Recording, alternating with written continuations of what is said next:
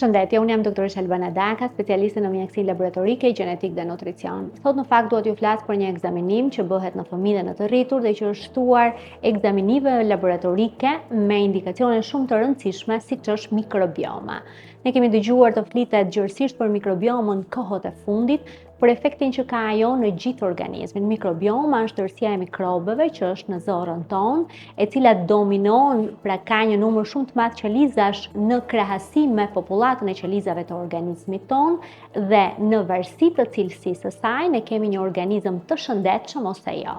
Kur organizmi ka një mikrobiom të shëndetshme, në ekuilibër midis mikrobeve të mire të zorës, me një minorancë të mikrobeve, po themi jo efektive, kur futen bakteret, mykrat, parazitët, do të thotë që në organizëm prodhohen ato që quhen lëndë antiinflamatore, të cilat mbajnë shëndetin e qelizave në tërësi. Pra ulin në mënyrë progresive inflamacionin, armikun kryesor të gjitha organeve. Kur kjo mikrobiom, kur kjo popullat anon në anën e mikrobeve të cilat shkaktojnë probleme në organizëm, qofshin këto baktere, viruse apo mykra, atëherë vendoset ajo që quhet disbioz dhe organizmi dominohet nga lëndët proinflamatore. Pra këto mikroorganizma patogjen, pra që shkaktojnë problematika deri në sëmundje në organizëm, prodhojnë disa lëndë proinflamatore që rrisin ngadalë dhe në mënyrë progresive inflamacionin në organizëm.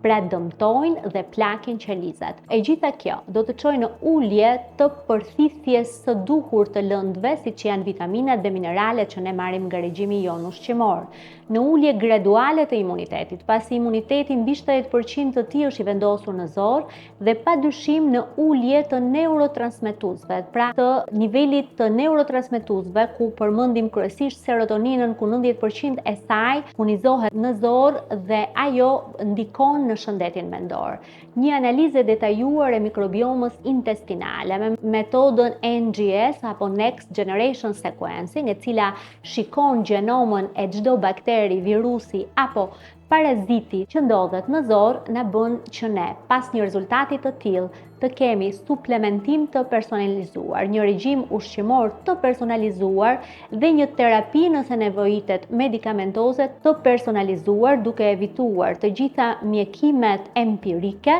të cilat na çojnë gjithmonë në disbioz dhe në problematika të organizmit. Po kur kërkohet në fakt ky test nga mjekët, nga pediatrit, për fëmijët ky test kërkohet në rastet kur kemi fëmijë me imunitet të ulët, me prani të virozave të shpeshta gjatë vitit, me prani të fenomeneve alergjike, me një regjim ushqimor jo të rregullt, apo me alterime të jashtëqitjes, pra diare, konstipacion, dhimbje të shtuara të barkut apo prani të parazitozave. Në këto raste, pediatri jep një test mikrobiomës intestinale në fëmijët për të parë të gjitha elementët që ne thamë më sipër dhe për të dhënë trajtimin e personalizuar. Ndërsa në personat e adult, mjeku jep një test të tillë kur kemi problematika të traktit tretës, si refluks, fryrje pas ngrënjes, një regjim ushqimor jo korrekt të alternuar me diare apo kapslik, në rastet e nën apo mbi peshët, në rastet e sindromit metabolik apo të problemeve me yndyrnat, apo në një stër problematikash metabolike dhe hormonale.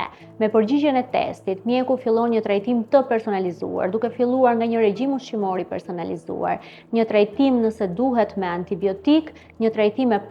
dhe prebiotik dhe gjithashtu një trajtim me fibrat ushqimore dhe acidet yndyrore nëse ato duhet të shtohen pas përgjigjes së mikrobiomës. Pra është një test realisht shumë i rëndësishëm, e cili na jep informacion, por na sistemon shumë problematika duke ulur inflamacionin në organizëm, ai që shkakton plakjen progresive të gjitha qelizave tona.